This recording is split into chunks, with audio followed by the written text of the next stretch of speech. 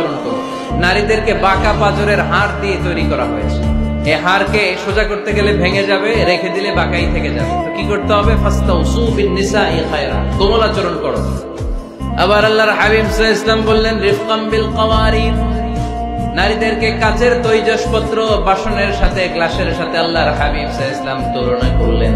কাচের তৈজসপত্র, কাচের গ্লাস, কাচের প্লেট যেমনি আস্তে তুলতে হয়, আস্তে রাখতে হয়, নারীদের সাথে এরকম কোমল আচরণ করার আদেশ দিয়েছে কে? কাচের গ্লাস, তৈজসপত্র, জগ কিভাবে রাখেন আপনারা? খুব জোরে এরকম ধপাস করে নাকি? উঠানোর সময় ধপাস করে উঠান? খুব স্মুথলি এটা ধরতে হয়, স্মুথলি এটা রাখতে হয়। তেমনি নারীদের সাথেও স্মুথলি আচরণ করবেন। নারীদেরকে যত আপনি কোমল মোলায়েম ভাষায় কথা বলতে পারবেন, তারা তত আপনার কথা শুনবে।